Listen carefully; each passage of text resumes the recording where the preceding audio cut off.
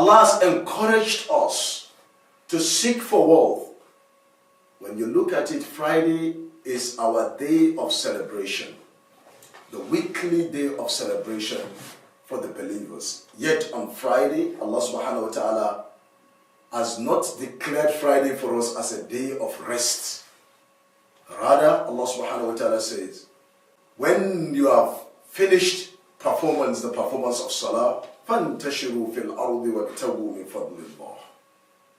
Spread on the face of the earth and seek for the bounty of Allah subhanahu wa ta'ala. Go out there and then do your businesses.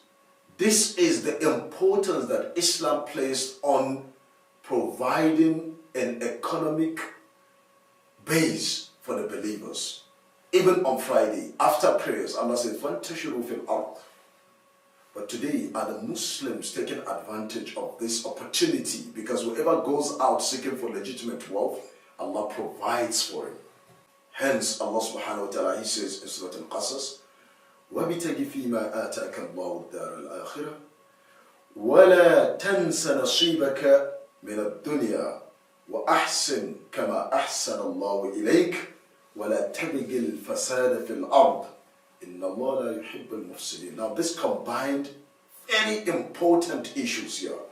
First, Allah subhanahu wa ta'ala said, but seek with that wealth which Allah has bestowed on you the home of the hereafter.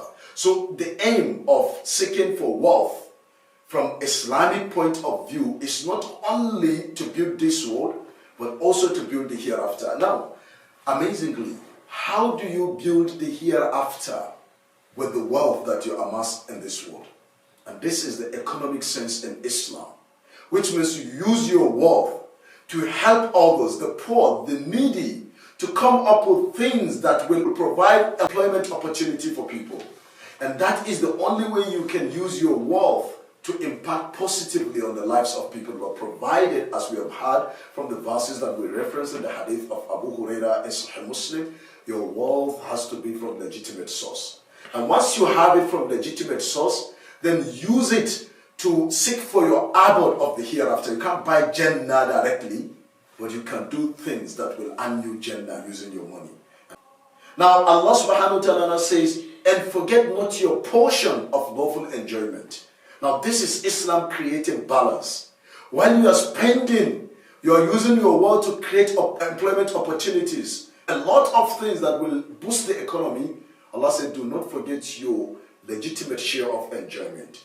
You as an individual, whatever you need that is legitimate, use your wealth to do it. But Allah says, وَأَحْسِنْ كَمَا أَحْسَنَ اللَّهُ إِلَيْكَ, and do good as Allah has been good to you. Now, one of the problems that we are faced with in our societies today is that a lot of people are stingy. A lot of people are greedy, and they find it difficult to filter down the ladder to be able to help those that are below them. And the problem of stinginess and greediness has led the ummah into the lowest abyss that they find themselves in today. But Allah said, وَأَحْسِنْ كَمَا أَحْسَنَ اللَّهُ إِلَيْكَ. Now this is Allah subhanahu wa ta'ala teaching us a social responsibility. وَأَحْسِنْ كَمَا أَحْسَنَ اللَّهُ إِلَيْكَ. Be good as Allah has been good to you. Now Allah subhanahu wa ta'ala now caution us, وَلَا تَبِغِ الْفَسَادَ فِي الْأَرْضِ, and do not seek to do mischief in the land. Because a lot of people use their wealth to spread corruption on the face of the earth. Now this is Allah subhanahu wa ta'ala telling us how to use our wealth in a righteous way.